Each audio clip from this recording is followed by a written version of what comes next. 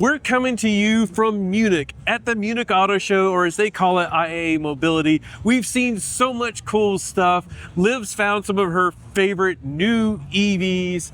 And they're almost the size for me to fit into my carry-on.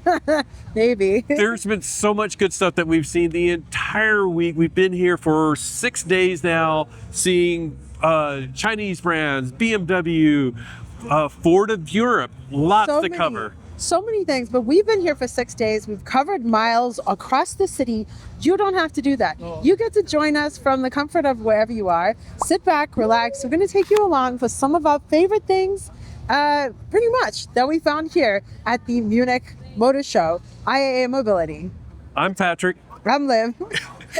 Now we are the electric duo. Let's go. Let's go.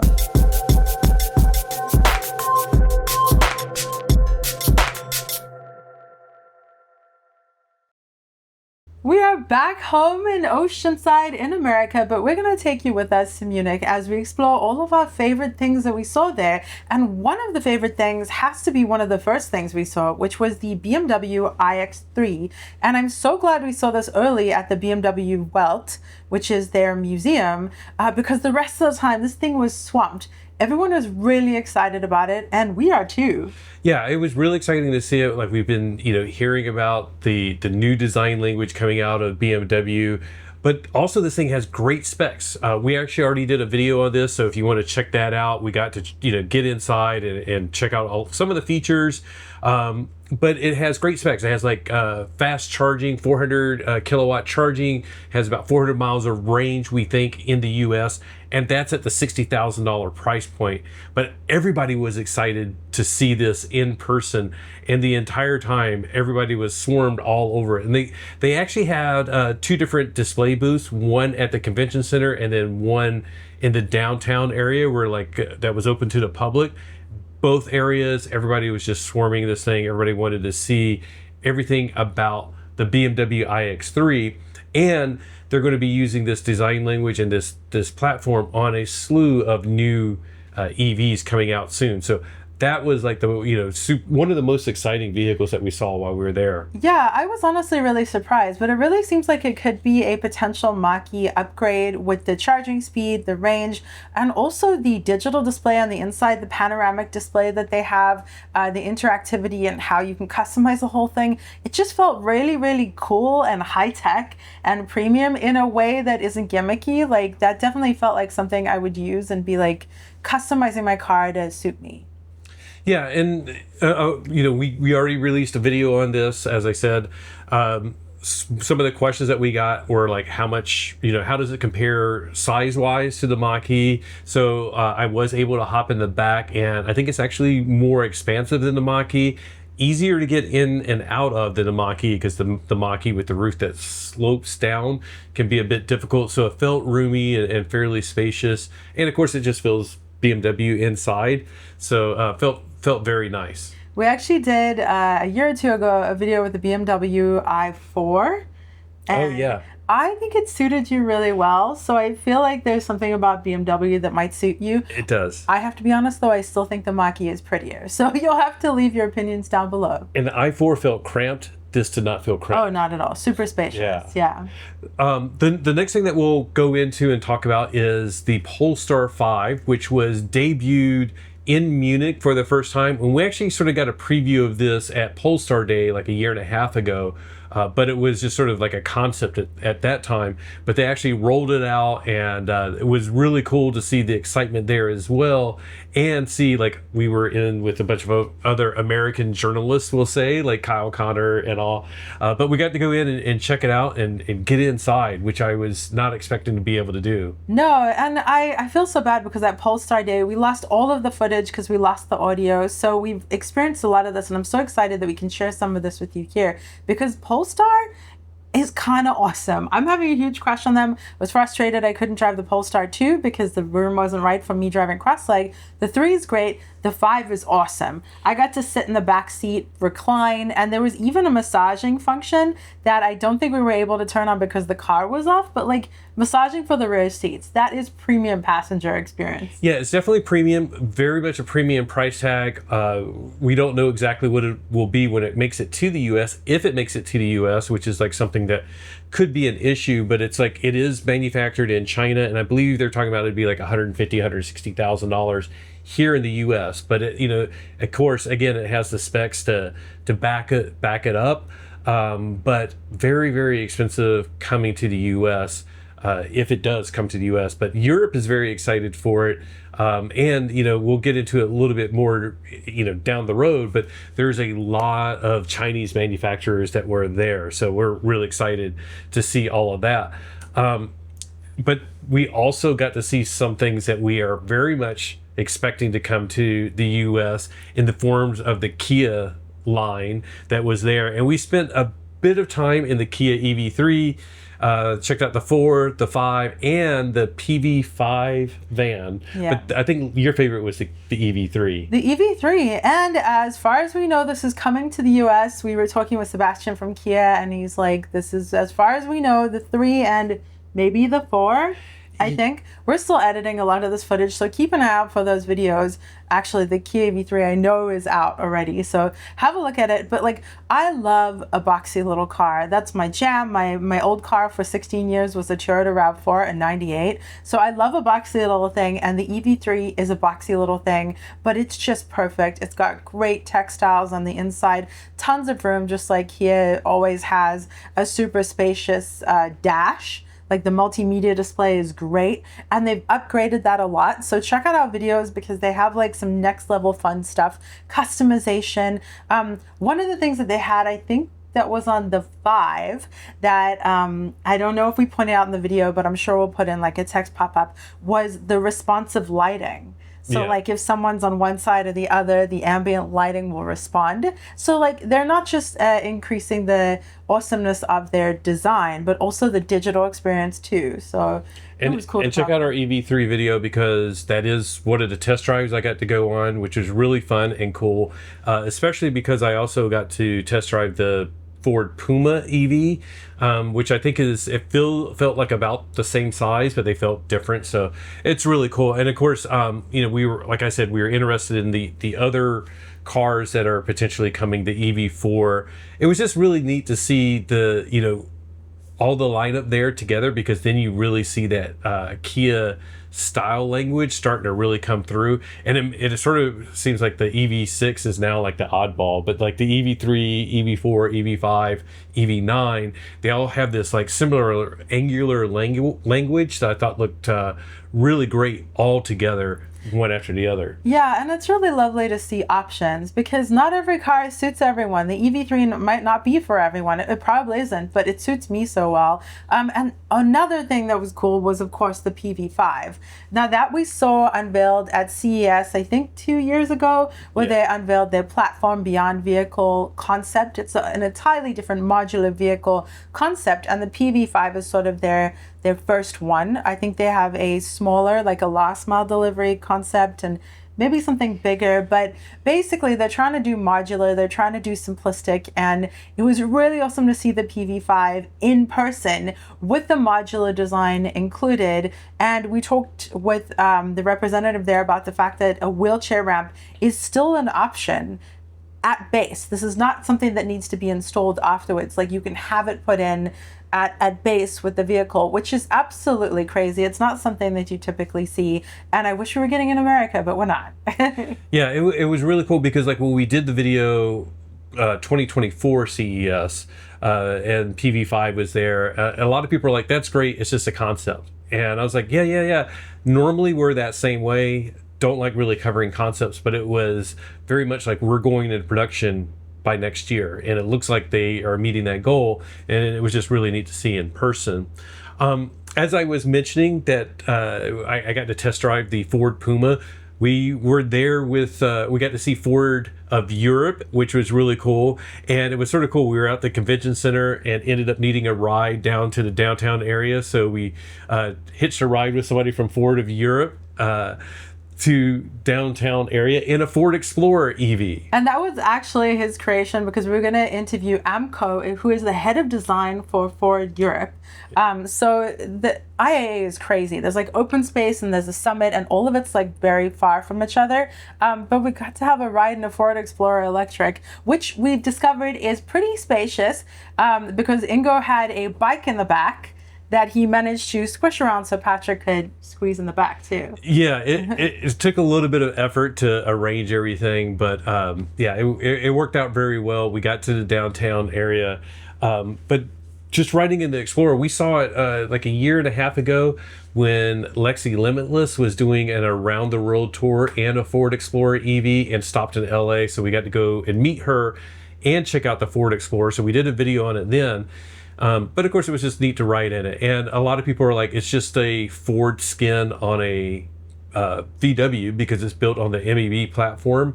But it does feel very Ford, and it has like the screen, basically like the center console screen can tilt at different angles. So that's very cool. And we get into that and because it's in the Capri as well. Yes, it's in the Capri. And by tilting, it conceals or opens the dash storage, the front dash storage, which is just really fun. And I don't know about you guys, but I personally don't mind when automakers share a platform like that. I feel like it's something that's successful, and then you get Ford's take on it, or VW's take, or like Honda and the Blazer, the Prologue and the Blazer. Like, they're different vehicles, but you have the same successful style and size. And I think that's partially because back in the day, like when Mazda and Ford shared like the truck, it was sort of like you know, from across the street, you couldn't tell which was which. Was it a Ford or a Mazda? The Explorer and an ID4 look nothing alike. The interiors look nothing alike. It really is just the platform. So I think it's a great, you know, way for Ford to expand their presence in the European market in the EV world. And I wish they would have brought some of these over, but because of you know, importing it would have been too outrageously expensive, we didn't get any of them. And of course, the argument still is U.S. consumers don't want small EVs, which brings us to like one of the favorite EVs for me over there was the Ford Puma EV. I love this thing so much, and I would love like a rally version of this. It was just, I just thought it was awesome. It's the best looking car, in my opinion. It looks like a mini Mach-E. We even discussed that with Ingo, like the front eyes have, and the grill has you know, the front fascia has that Mach-E similarity, but it's just so cute. It's the perfect size. I love it so much. It's one of my dream cars, and getting to see it in 3 different colors, to ride in it, to check it out, to investigate the whole thing was just such a treat. And then getting to interview Amco and learn all about the design of it. Yeah, it was unbelievable. It was neat because the Puma has a long history in Europe. The Capri has a long history in Europe, and there's a lot of controversy, almost as much controversy as using the Mustang name on, you know, the Mustang Mach-E. They have a little bit of that same issue with the Capri. So it was neat talking to him about the Capri or the Puma? The Capri? The Capri. Really? Oh. The Capri has some really rich history. The Puma is it looks like a regular Puma, and they still have like the gas version of the Puma, so people aren't as heard about that. But the Capri used to be like 2-door sedan. Now it's like a 4-door crossover. So it's same controversies over there about the Capri. I thought it looked interesting. It felt bigger than I thought it would be, and then was sort of explaining it's almost like the sedan version of the Ford Explorer, and I was like, oh, okay, that's sort of where it fits in, and the Puma then feels small and in the right place. And honestly, we were in Munich and the streets are tiny, and it really does make sense to have a small car. And I feel like it makes sense to have a small car here too. So I'm team small car. I loved the Ford Puma. I think it's amazing. Let us know, are you team small car or team big car? And while we were in Europe and speaking with Ford, they actually had one of their charging experts. And if you know, every time we go to a Ford event over here, we ended up talking to a lot of their charging people here. So I was like, let's talk with the charging expert from Ford of Europe. So we actually, did an interview with him, and we have a video with just that. If you're interested to hear about their take and their obstacles that they have with charging in Europe and how well they're doing, go watch that video as well. Of course, we were in Munich, we were in Germany, so there was a lot of excitement for all the German automakers, and that includes Mercedes as well. So we're going to hit Porsche and Audi in a little bit, and Volkswagen, but now we're on Mercedes, and there was a lot of excitement in the booth. The booth was, again, just swamped with people the entire time. They had the CLA, they had the G-Wagon, what else? They had the shooting brake EV, which I was like, that's super cool. So I went and tried to get photos of that. But the electric CLA was like, looked really, really nice in person. And I honestly can't remember what it was that I was sitting in, but I got completely fixated on the electrochromic roof that they had. Yeah. I think it might have been the GLC. The electric GLC, I think. Yeah, because the electrochromic roof was sectional, so you could do the whole thing. So you could press the button and it would go like do the whole roof, and then you could do like parts of it like if you just want a little bit of sun. I just thought that was really cool, and I was way more tickled about it than maybe some other people. Also, I loved opening the frunk. Like, the way that you open the frunk is really, really cool, and the fact that it's powered. And then I was gonna close the frunk and slam it, and I was like insinuating I would slam it, and the guy was like, no, this is not a tractor. It's a Mercedes. It's a Mercedes. You just like close it gently and it closes itself. Which, by the way, I want to mention about the roof. Yeah. I was like, that's such a premium thing. Of course Mercedes put that in, but guess what? You can get that in a Nissan Leaf. Shut up. Yeah. For $30,000? I think it might be in one of the more premium levels. But starting at $30,000. But still, it's like, I just saw Bisco Electric's video on that today. So, which we were supposed to go to the Leaf Drive, but we ended up going to Europe instead. But yeah. Anyways, back to Mercedes. Wait, sectional? Like it does the what? And like when one of the sections is lit, it's like or whatever. It says like Leaf. Oh, that's so cute. Mercedes. I know. I'll stick with the Leaf because I can afford that. But back to Mercedes and the shooting brake. If you don't know what a shooting brake is, it's just a term that a lot of car enthusiasts call what basically is a station wagon. So I think it's just so you don't have to say I'm driving a station wagon. But it looked fantastic. The CLA shooting brake. Again, swarmed. That one had the roof as well that you could change. The leaf roof? The leaf roof, yeah. But it also, like, when it was clear, it actually, you could still see I don't know, maybe 100 Mercedes logos spread throughout, which sort of the joke now is like, how many Mercedes logos can they fit in on the car? So it's pretty crazy and insane, but it still felt very EQE like on the interior with the big hyper screen. Felt very similar. The software felt very similar. So even though it was like new models and stuff, they still felt like the Mercedes that we've tested before. So if you are looking for like groundbreaking, or not groundbreaking, but like a generational change, I think BMW is doing that with their platform. So someone else that we saw there was Ekoenergetyka, which makes sense because they're a Polish company. We've seen them at CES and EV Charging Summit, various American events, maybe not even CES. But anyways, we've seen them on our shores. It was great to see them sort of on their home turf in Europe. And their chargers are coming. They're coming to America, but we met a whole bunch of the team. We saw this super cool book that they've created. Actually, let's just show you. Ekoenergetyka is a company that we've seen at various events in America, but it's so cool to see them here at IAA Mobility in Munich, sort of on their home turf in Europe. They've been here for ages. They're very well known. They are renowned here in Europe, and they're coming to the US. They're bringing their chargers pretty soon. We're going to see them on the ground, but it's great to see them here at IAA Mobility in Europe, and also to connect with the team here. They actually even have a guidebook that is written by one of their employees, Magdalena, and it is based around their head office location in Zielona Góra. I hope I said that. So I love to see this Polish company with a great history here in Europe coming to America.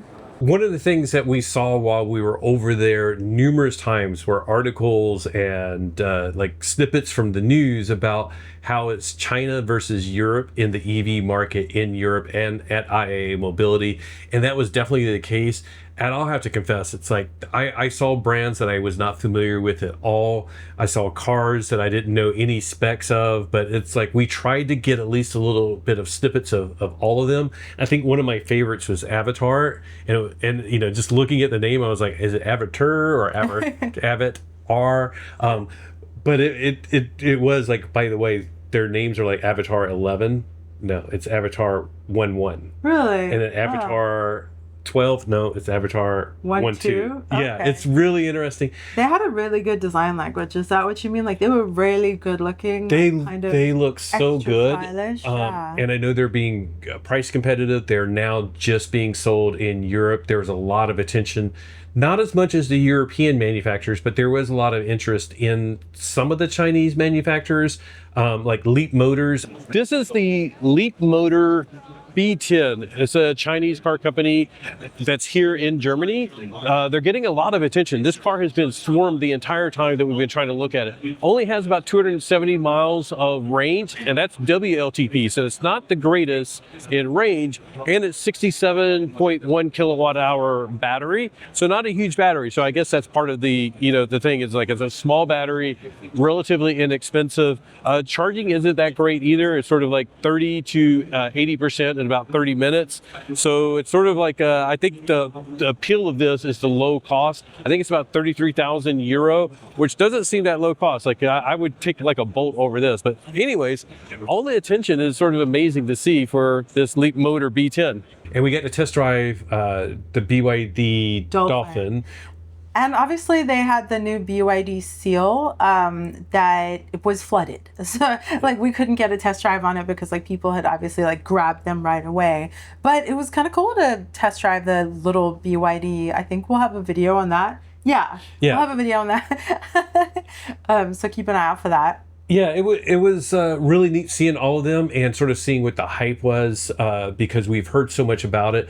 And, you know, like I still, you know, have to get over that thing of thinking it's like, well, it's Chinese, it's not going to be the high quality, but it was like, you would look at some of them and you're like, that looks so premium and so good looking. And they have like all of these really great features in them. Did not see Xiaomi, which I was hoping to see them because I want to see the Xiaomi SU7, but did not see that. But we did see Xpeng. Xpeng was there, and not only were they there, but we got to interview their design engineer. So that was really cool. But Two people with them, yeah. Yeah. On their P7. And the new P7, because they already have a P7. And it's really just sort of like a refreshed P7, but still it was like, you know, just seeing a lot of the design stuff. And I thought it was also interesting because like the Chinese manufacturers are very much leaning into AI and not talking about when it's coming out, but it's like it's actually in the cars right now with like little avatars, although did not see that in Avatr. I saw that in the Xpeng that would pop up and you know, like interact with you. So it you know, again, it's sort of like the Chinese manufacturers have a lot of good tech. The quality looks great.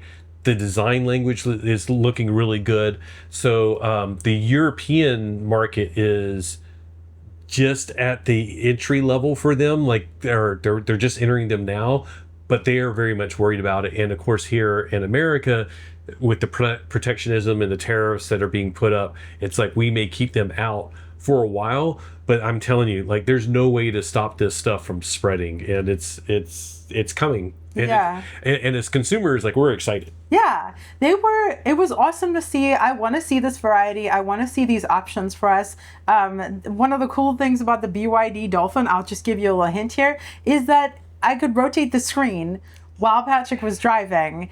It's just like really cool, really functional, tons of good features.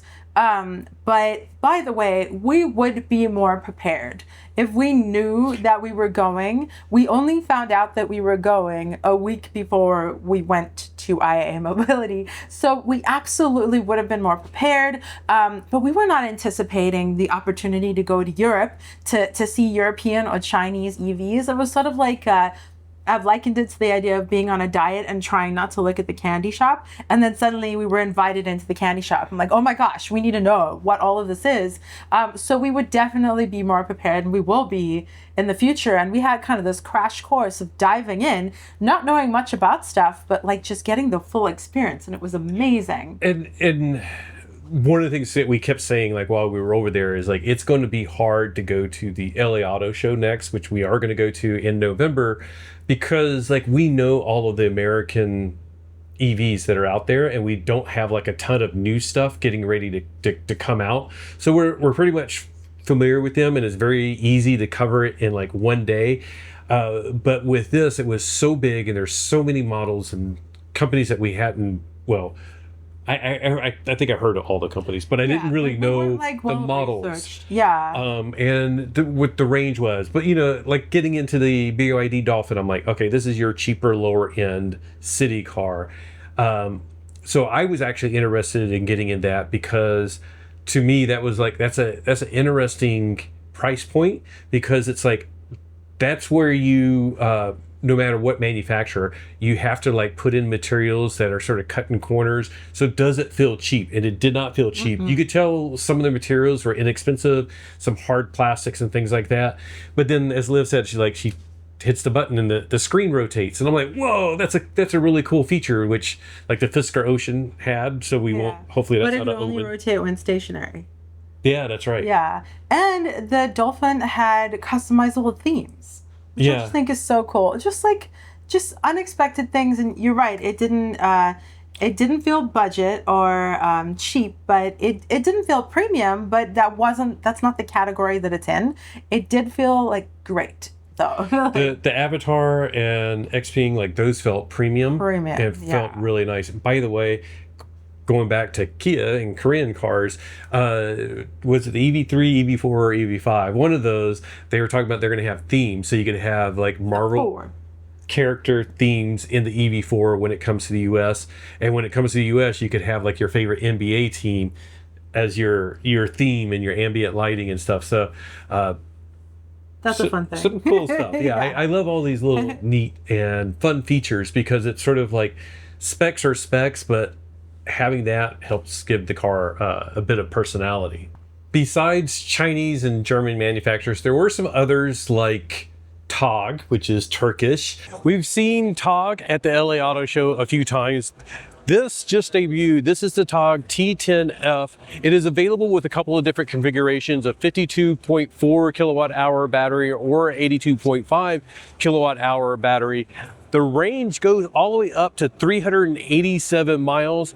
Charging is 180 kilowatt, which is not the fastest, but it basically will still get you like 20 to 80% in about 28 minutes. The overall look of this reminds me of sort of like a Ford Fusion. Nice, decent sized sedan, not too flashy, very traditional sedan looking, but inside, of course, there's a lot of tech. And one of the things that they're talking about here is for the Euro NCAP rating. It is a 5-star safety rating, so very nice to see that safety is something that's being featured forward on this from Togg. Renault was there, and it was interesting. They had like a very interesting booth out in the public area that I thought was really cool, because like it was like tinted glass rooms. So it was like they had like a yellow car in the yellow room and a red car in the red room. But they also had the RS Turbo prototype that was really cool. Looked fantastic and fun, but it's sort of like just sort of showing off what they can do as Renault designers. I thought it would look like it would be a great car to actually go into production. But they also had one of the cars I think was Liv's actual top favorite car, or maybe second favorite. I don't know. It's tough because the Ford Puma is, why do I have to pick favorites? Okay, I'm not picking favorites, but I love the way the Ford Puma looks on the outside. Now, the Renault R5, it may look unremarkable on the exterior, but the interior is so awesome. It's like a bumblebee on the inside. Now, this is, of course, the yellow trim, but there's like contrast stitching. There's beautiful materials. There's like customizable indicator things. There's so much that I didn't even like dive into. But one of the quirkier things that's also in it is a baguette holder. It's so quirky. I know. It's just a 3D printed baguette holder. So I think like maybe we should do that. I think I need a baguette holder. It was really cute because initially Patrick and I were like, is it for an umbrella? Is it? And as I'm hanging out in it, because I was just obsessed with the car, like, just look how cute it looks. Look at the interior and the bolstering. It's so cute and like it's just loud and gorgeous. But anyway, so I was in there and some guys told me about it and even showed me on their phone. They're like, look, it is a baguette holder. It's so cute. Yeah, it's just weird and quirky. So I just thought it was fantastic, and it's just fun. And like their whole booth was really fun, and why I mentioned like the tinted glass and stuff like that. And they had like a retro record shop in there as well. So very quirky. And then it shows in the car. And then it was like, even with the car, it was like very yellow and black, but then like on the hood it had like a display with the 5, and I was like, oh cool, it's just like a little display, that's interesting. But then the lady she was speaking in French but broken German and English, so but I think it's like basically it lights up as you're charging to indicate how much you're charging, so you can like look at it. Not the greatest locations, for having that indicator. It'd be better like on the front of the car, but I was like, that was still, it's just like, it's quirky and cool, and those are the type of things I think I want to see in cars. Yeah, I love external. I love external charging indicators, but it's just so cool that we got to see the vibes of different brands that we've never seen before. Like, and that's something about going to an event like this where they take creative liberty with their booths. Like the Mercedes booth that we showed you was insane. The Cupra booth was insane, and then Renault, their booth had their vibe too, and it tells a story of their cars, and it's so cool. And Ford had a very cool booth because they had focus on the driving. Remote control cars that looked like the Capri and the Explorer, and I think they had a Ranger as well. And a Mach-E. And a Mach-E. But it was like, then they had a camera that was in the remote control car, so then the people that wanted to compete could like sit and drive, and it was like they were on the track and you could see the screen, like what they were seeing. It was so cool. Just really, really fun booths. And inventive. And another reason why, like going back to the LA Auto Show, where it's almost like most of them now are just static displays for the most part. Subaru has pets, so they always win. Always love the pets, yeah. I guess they have some cool stuff, like Ford has like the Bronco outdoor mountain, but it's, yeah. But this was really cool. And also, by the way, Ford had slushies and they had biscuits and they had some really cool swag that was awesome. But that's a really great point that like we got the automaker's vibe, and like Ford's vibe was like the experience, like the drive. They took you on the drive. Like, how do you let people experience driving the car? You let them drive mini cars. It's brilliant. And that place was just flooded the whole time. When we did our interview with AMCO, they were testing the drive thing, and that would have probably been the only opportunity we would have had to try it, because the rest of the time it was just swamped, which it was really cool. We're now going to go to, I think, the favorite car. We're not picking favorites, but this one is pretty awesome. I think we've probably heard about it on Kyle's channel. Yeah, well, because it might be one of his back favorites. in the day, we've heard about the predecessor, but to see the EV version, we heard about it on Kyle's channel. And the tiniest of EVs. Like, we want to talk about small EVs. This thing was tiny, but surprisingly felt roomy inside. Yeah, so we are of course talking about the Microlino, and it's awesome for multiple reasons. So I immediately wanted to hop in, and for me as an amputee, if you don't know, I'm a right leg amputee. I have challenges with my fingers and my other leg, so getting in and out of vehicles can be challenging at times, and I thought that this would be a challenge. You were so graceful. I was graceful. But Okay, it was hard to reach the door handle. That was very hard. But I was really surprised that because of the location of the door, it meant that I had a lot of leg room for my prosthesis to stick out, which surprisingly isn't a given in a lot of vehicles. Like there's some much larger vehicles where I won't have that leg room. And it also meant that getting out of the car was easy because I just had to step forwards instead of with some vehicles swinging and like the A-pillar could be in the way or whatever it is. I just stepped forward. So getting out of it was actually really easy. And she made me get in. And I was did. Like, I just sort of assumed it was like a single passenger vehicle or very tight 2 passengers. But I got in and I thought it was like, wow, this is actually roomy, very bare bones.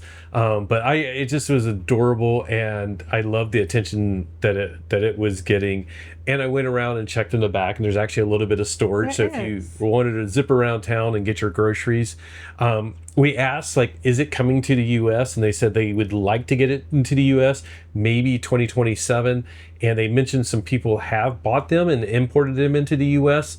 So it is possible if you're interested and have a big checkbook. I mean, I don't think it's like $200,000 to import it. It's just way more than what it's actually worth. I'd be curious to find out. Yeah. But it'll be neat to see like what happens when it actually does make it to the U.S. And this is one where people will ask like, what was the range? And I looked at it and I forget it was like 80 miles or something. Like you don't want to do that many miles in this thing. No, you wouldn't. This is around town 15 and miles. Groceries because you could fit them in it. Yeah, it was just a lot of fun to see that and see the excitement around it, and just everybody sort of like looking at it and was like, is that for real? With 2 of us in there, yeah. Volkswagen was there with, of course, the ID4, the ID7, which we were going to get in the US, but we're not now. ID Buzz, of course, with the short wheelbase, but a lot of attention was on the ID Polo, even though it wasn't like fully available for us to check out. It's basically like they're going to start doing normal names again, except to still have the ID in there. But it's going to be an ID Polo. They had the weird, quirky wrap on it, which looked cool. And they were also giving out cups with like the wrap on the cup, which we got the cup first and we're like, what is this? Like, what is this design? What does it mean? And then we saw the Polo and we're like, oh, now I get it. But I'm delighted. That's what I use to brush my teeth. Yeah, it looks really cool. Again, it's sort of like it's VW or Volkswagen's design language. When you're over there, everybody says Volkswagen, nobody says VW. Volkswagen. Yes, exactly. But yeah, Volkswagen Group was there, and in fact, it may seem a little bit shocking, but if you know, Electrify America is owned by Volkswagen Group. So they were doing a presentation about the energy ecosystem. And so they had Robert Barossa from Electrify America come and give a little bit of spiel about some of the stuff that Electrify America is doing. And in particular, sort of highlighting that a lot of the power that is being supplied to the charging stations in Southern California is from a huge solar farm that Electrify America installed. So they were talking about that part of the ecosystem, but in Europe, they also were rolling out a new V2G charger and talking about how they're going to integrate that into the system, as well as just sort of like making charging seamless and easier to access by, having multiple networks available under like the one umbrella as well. So it was sort of like all together, but still a part of Volkswagen Group, and nice little spiel. And great to see Electrify America there and go like, oh, I recognize that charging station you guys are pointing out, which of course was Baker. Yeah. And by the way, if you don't know, Robert Barossa is the CEO of Electrify America. We have interviewed him a couple times before he was the CEO. Yeah. It's been a while, but maybe we'll link those interviews up over there.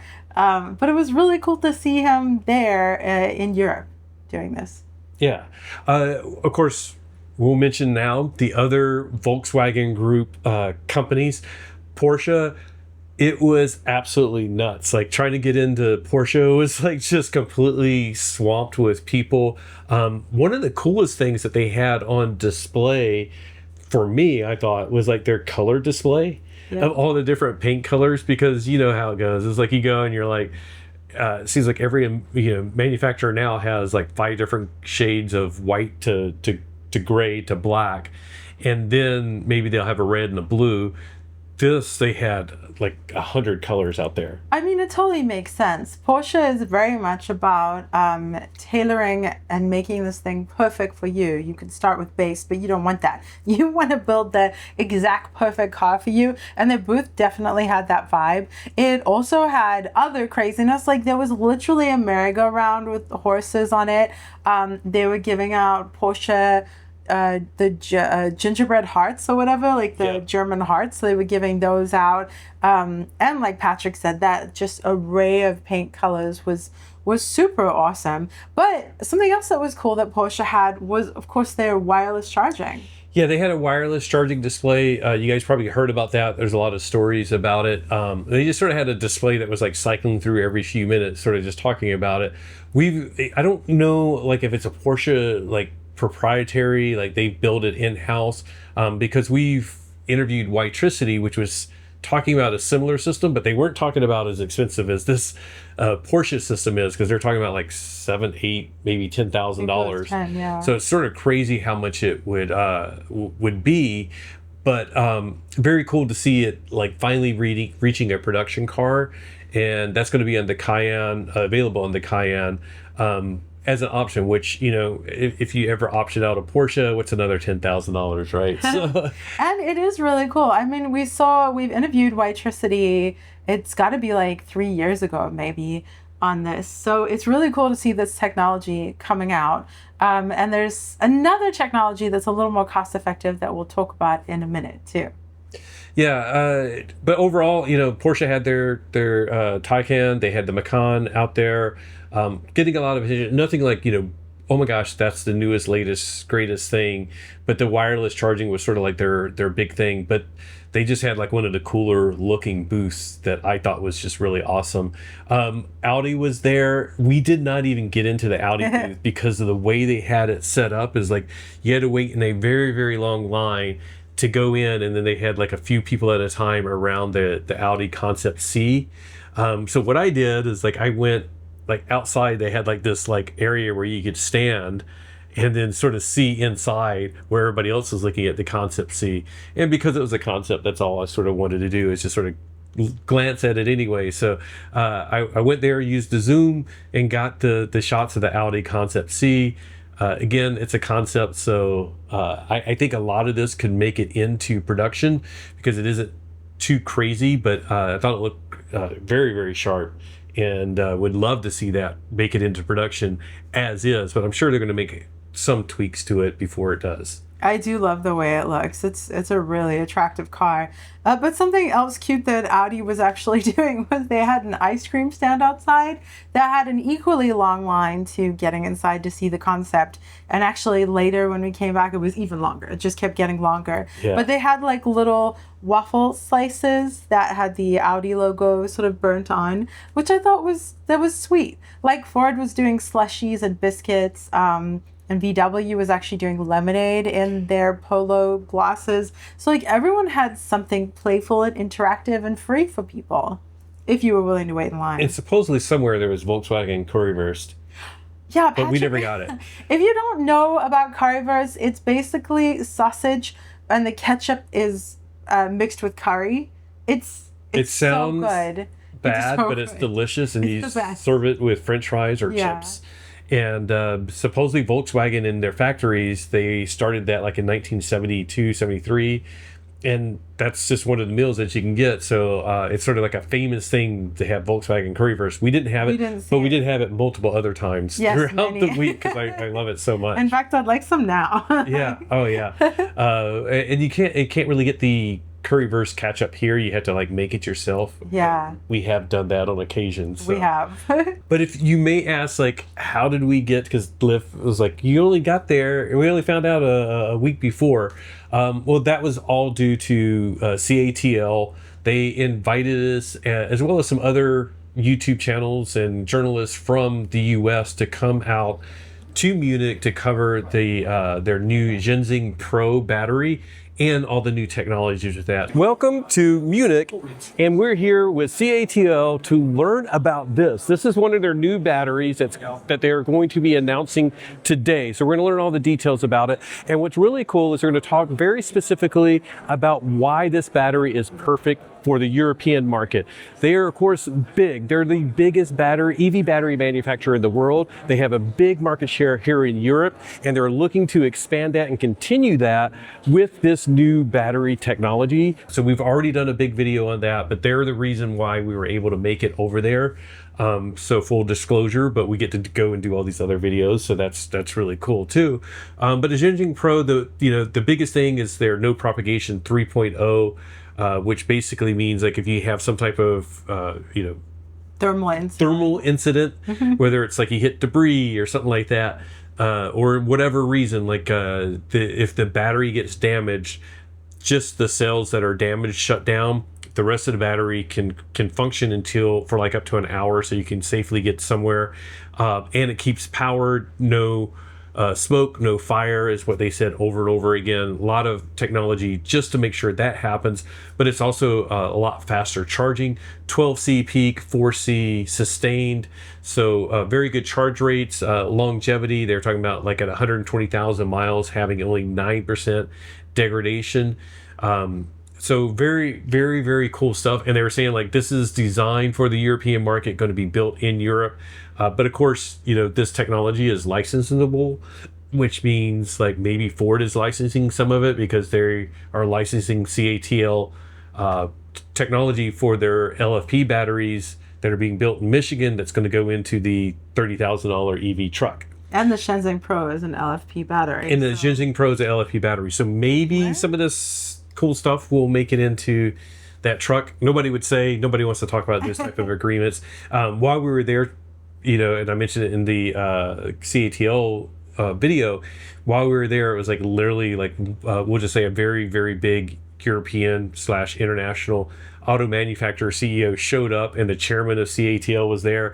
And we were like, literally like, okay, you guys need to step over here. And a just huge entourage came by. So while we were trying to film, and we're like, they're still making deals and showing off their batteries and all of that fun stuff. So back when we were talking about the Porsche wireless charging, I said we would talk about something else more affordable. So the wireless charging is inductive charging. But when we were wandering around the summit, the sort of the more professional side of the event, we bumped into a conductive charging company. And Matrix EV Charging. And their company is called Easelink. And it's like literally a thing that gets installed on the bottom of your car that then attaches to the wireless charging pad. So instead of you plugging something in, it comes out and attaches to the wireless charging, which then reduces a whole bunch of the expense and makes it a little bit more accessible, it seems like. We're here now with Peter at Easelink, and we're going to learn about this. This is conductive charging, not inductive charging. So, I mean, we'll see what the difference is, but do you want to tell us a little bit about it? Of course, sure. So you park your vehicle over the pad. So there is a system integrated that simplifies the parking procedure. So we are using ultra wideband that helps the human driver or an automated parking system to find the right position over the pad. And once you are aligned with the pad, the connection to the pad starts. So the flaps open. We are lowering a rubber bellow that performs a kind of cleaning routine, and then searches for a valid position and snaps in. So this is what we see right now, and now the charging starts. And I can feel some air coming out. That's it, like blowing the dust and debris away. Yes. So we apply an airflow during the connection, so to blow away dust, leaves, also water. And even during the connection, there is a small amount of airflow applied.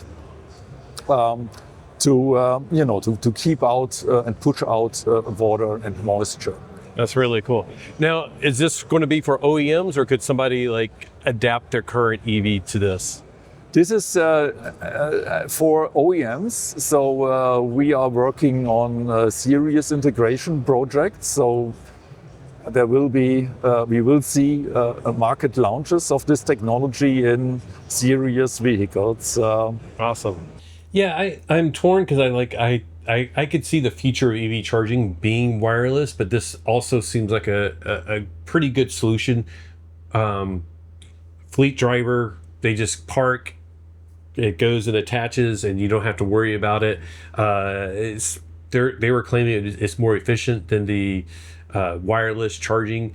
So it's like, I don't know. It's like the people who have the wireless charging Porsche were saying it's just as efficient as plugging into the wall. So it'd be interesting to see that debate, but that's always a good thing about technology is like when you see these type of things and you have product A and product B and VHS and beta, it's like, let's see which one wins out. Not necessarily the best, but sometimes the cheapest or the one that has the better deals or the better connections. But I'm rooting for both. Yeah, and we just want to share about this stuff, but like I definitely have questions too. Like, isn't this more moving parts, and more moving parts is more potential for breakage? So I don't know, but it's cool to see that technology out there. It was really weird to watch it.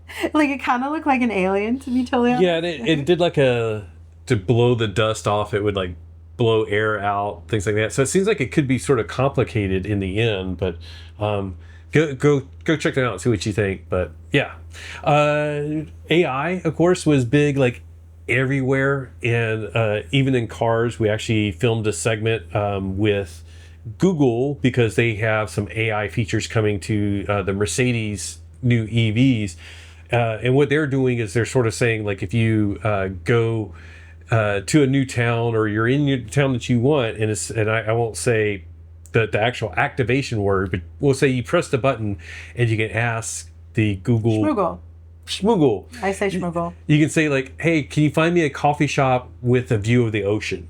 And that's something that you wouldn't normally be able to do with your typical navigation system, but it's going to use AI to help you figure out some of those things. And then conversationally, you can discuss those options too, which is cool. And their idea was, like, you could also say, like, hey, I'm in Munich with my business partners and we need to have a business dinner tonight. Can you suggest some restaurants?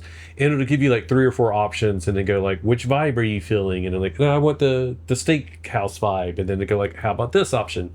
So that, that type of AI is cool, and sort of things that we've already done. We did a Chat GPT day a couple of years ago where we had it pick things the entire day for us to do, which was really good. It was a really fun day. But then we also saw like AI making it into other things, like Sonatus. Yeah, Sonatus. Now, one of the things they've had for a couple months, and then one of the things they unveiled, but I was excited about both of them, and both of them utilize AI. Hi, I'm John Heinlein, Chief Marketing Officer with Sonatus. We're here at IAA Mobility 2025, and we want to show you one of our latest innovations, which is Sonatus AI Technician. Today, the vehicle service experience is not very satisfying. Maybe you have a problem with your vehicle, maybe something happens only intermittently. When you take it in for service, the first thing the dealer has to do is try to reproduce the problem. Yep. Maybe it only happens when it's cold or when it's raining or when you're going uphill, and you might end up losing time with your vehicle. There's a much better way with AI. Using AI, we can empower the OEM to create what we call a custom AI technician for a specific vehicle model. I like to call it the world's expert on your vehicle. Of course, you can use things like the owner's manual, but actually the power is using things like that are proprietary to the OEM, like fleet-wide service history, OEM's proprietary service manuals, and so on, that they might not want to release publicly, combined with, and this is the key innovation from Sonatus, real-time vehicle data that comes from the vehicle. So that when you are finished with this, you can expose different kind of personas. You could expose a driver-facing AI experience that's maybe less technical. You could expose a service technician one that provides specific recommendations to improve the service experience, and then even to the OEM engineer for quality improvements. Because if you go in today into Google or ChatGPT even, and you ask, what's wrong with my vehicle? It's going to give you a generic answer. But instead here, using this approach, if we ask our technician, why is my engine running rough? It can now actually look at all this information, including your data, and come back with a specific answer that tells you exactly what's going on. Looking at across all these data sources, it's going to come back and say, yes, indeed, I do see a problem. I see there's some fluctuations with engine RPM, but yet there's no trouble codes. So a dealer might not be able to reproduce this. But in fact, if you look deep inside the vehicle, we're actually seeing abnormal indications of abnormal engine behavior, and that can help the dealer to diagnose the problem more quickly, giving you as the driver a better service experience and the OEM a better ability to provide better customer loyalty. Yeah, I love that. It's really using AI to a useful purpose, basically combining the info that's out there with your input with your car's actual data. Exactly. And then there's something really, I'm going to jump ahead to the end of this section. What's really exciting is after we help the person to schedule a service appointment, and this is the real magic. So we've connected you to the dealer scheduling, so the dealer gets great connection to the service shop. But the real magic is we then will deploy a custom monitoring policy into the vehicle so that between now and your service visit, we're watching for the problem to happen again. So the moment you drive into the lot, they don't have to say, I have to go reproduce the problem. They say, go have a coffee. I've got your part ready. I understand the problem. I'll fix it for you right away. Now Itai is going to show us a little bit about AI that would be running in the car, not in the cloud. And there's some advantages of being able to do that, right? Right. So I'm going to show AI Director, and I'm going to show a specific demo case we have with Qnovo, which is a battery health model we're going to be running on the edge on the vehicle side. So what you can see here basically is AI Director, which is the platform allows us to map out signals running in the vehicle into specifically match them up to the model. In this case, this is going to be the battery model. And we get some insights by running this into the health of the cells within the battery. So we can support better predictive and analysis of the cells. This is an example of showing different cells of the battery pack, and we can monitor their health. This one specifically shows us some indication of suspected cells that might be needing some service at some point in the future.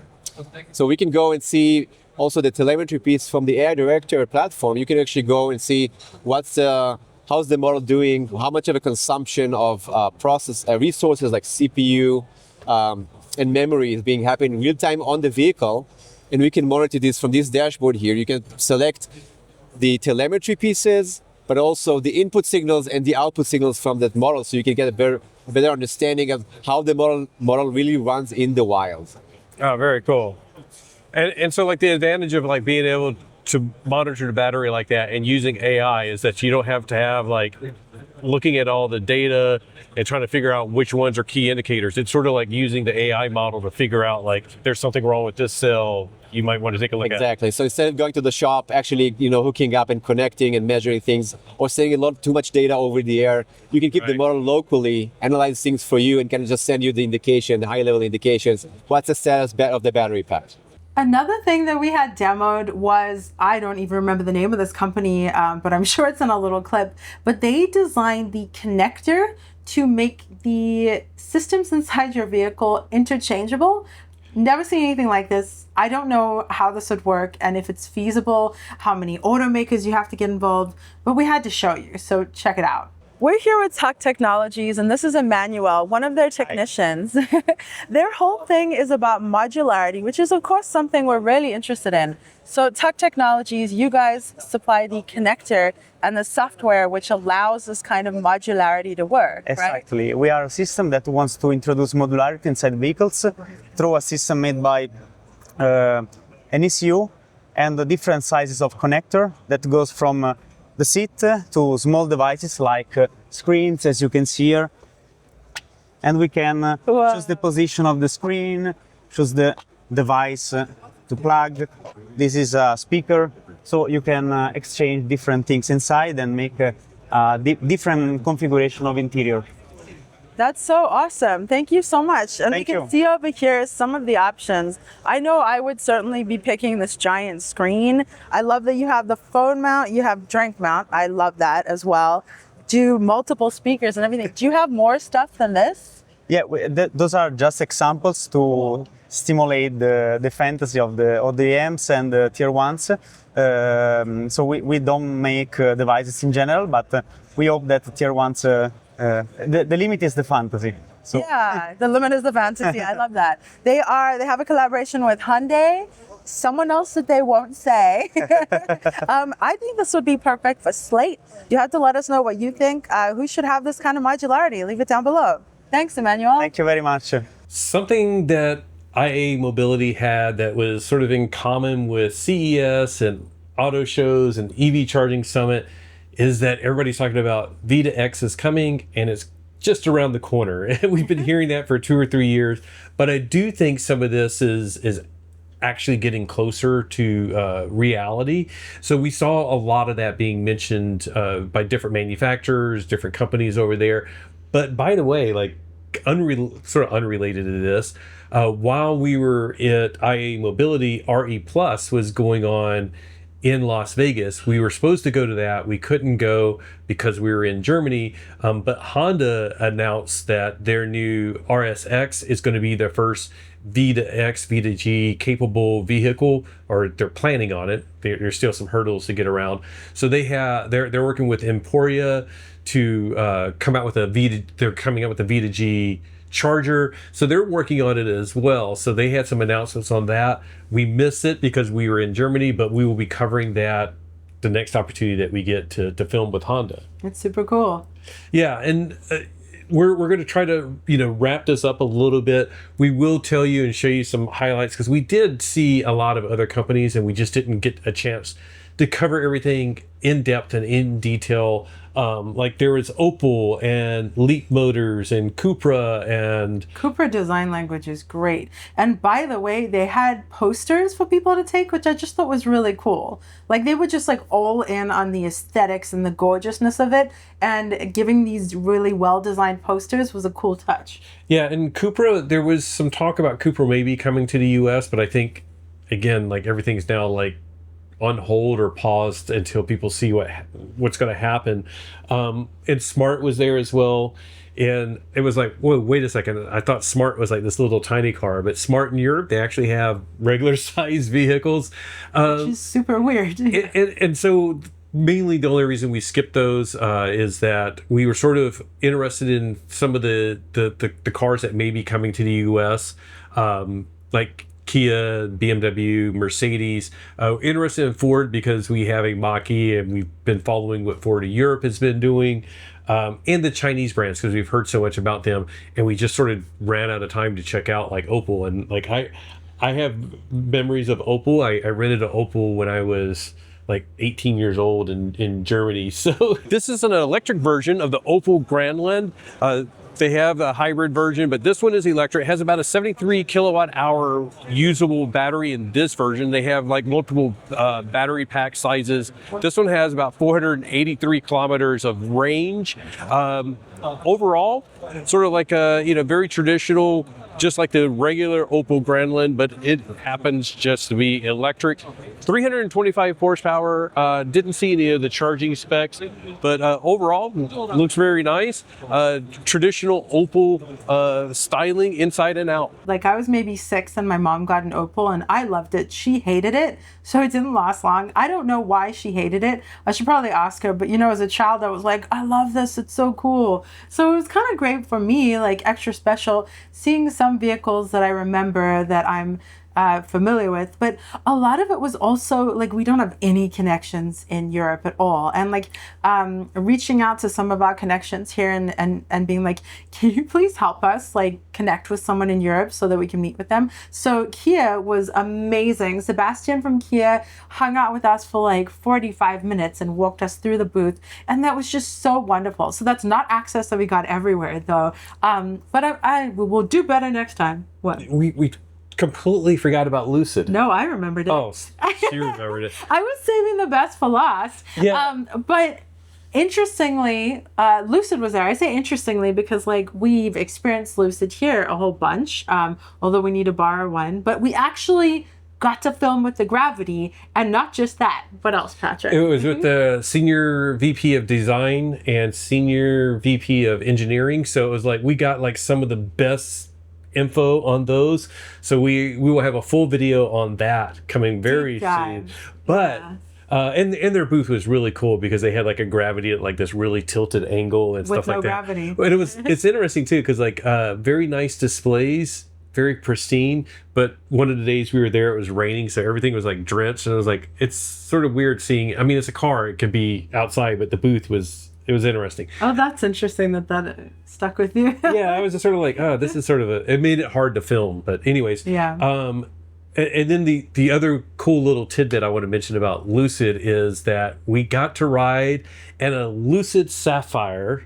And if you saw Kyle's video, it was the Lucid Sapphire that he was driving, and he took it out on the Autobahn and hit 200 miles an hour with it. And then picked us up and went to McDonald's. Yeah, that was my punchline. sorry. And we got to go to McDonald's. I thought the punchline was going to be that it was the same Sapphire that was in their booth. Yeah, that was I thought that was a punchline. Yeah, apparently Kyle was, Kyle is Kyle. So he was like, hey, you guys have this Sapphire. Like, I would love to get that out on or get one of those out on the Autobahn. They're like, yeah, you could do that. And they literally were like, here, take the keys to that one that's slated to go up on the display. So he took that one out and filmed with it for the day, made that video. You should go watch that. We went with him in a gas car. It was an Aston Martin, but I think we only did like 160 in it, not 200. My first time on the Autobahn. Patrick's obviously driven on the Autobahn, but we're going to have a whole like behind the scenes vlog, super messy, crazy, but we just wanted to like share some of the craziness with you guys. Like, we try really hard to curate our videos and be like straightforward. And if we're going to give you facts, we give you as much as we can. But that's why sometimes it's fun to do like a messy vlog, because we can't always capture that when craziness is going on. So come with us in the Aston Martin on the Autobahn in our behind the scenes craziness, and come with us, and McDonald's, and come to the BMW Welt and Motor World and the Polestar 5 reveal, because that's all in the vlog and it's a complete mess. So just anticipate that. $2 a month YouTube membership. Oh no, am I making it public? Oh, I thought you were not. I don't know. Oh, maybe. We'll see. But join our membership anyways, would you? $2 a month, and you get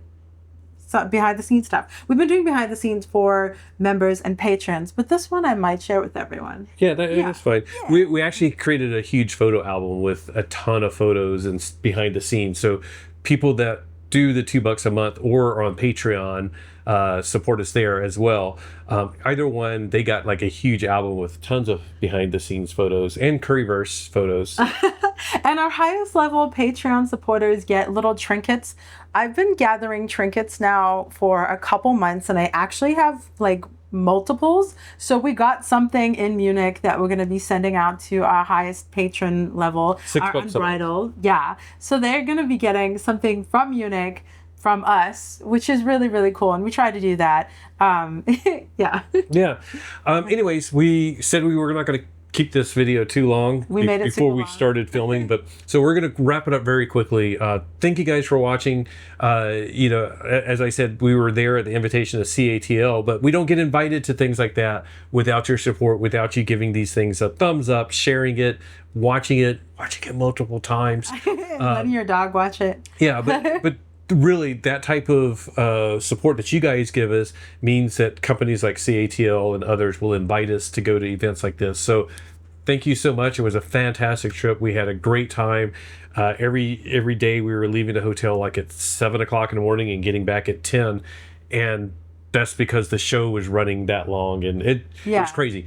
But thank you, because it was awesome. We milked every moment. We so appreciate you guys, because this wouldn't be possible without you. So on that note, thank you so much for joining us for this video, in which we showed you some of the highlights of IAA Mobility, aka the Munich Motor Show. I promise you there were millions more that we didn't show you, but we tried our best to give you like some of it. Do check out our behind the scenes. Check out all of our individual videos, because we are going to have a ton. We already have quite a few.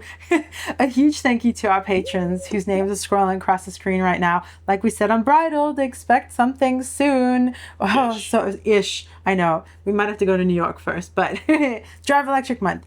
By the way, this will be out before that. Come see us in Schenectady at the largest National Drive Electric Week month event in the country, because we're going to be out there 3rd year in a row. Yep. It's going to be great. Go to driveelectricmonth.org, just search for Schenectady. And register. If you're nowhere near there, it's okay. Go to a National Drive Electric Month event near you. They're super, super fun, and you'll have a great time. Huge thank you to our YouTube members too, by the way. We appreciate you guys so very, very much. And you for liking, watching, subscribing, sticking around to the end. And if you stuck around to the end, is there a pretzel icon emoji? Because that's very German. Pretzel or beer? Because now it's Pretzel or beer. Oktoberfest. Yeah. So leave that down below. And just remember that whatever you drive, whether it's in America or Munich or France, whether it has a baguette holder or not. I want a baguette holder. I know. Me too. Maybe we'll put one. Pretzel holder. Okay. Currywurst holder. Enjoy the ride. Bye. Bye.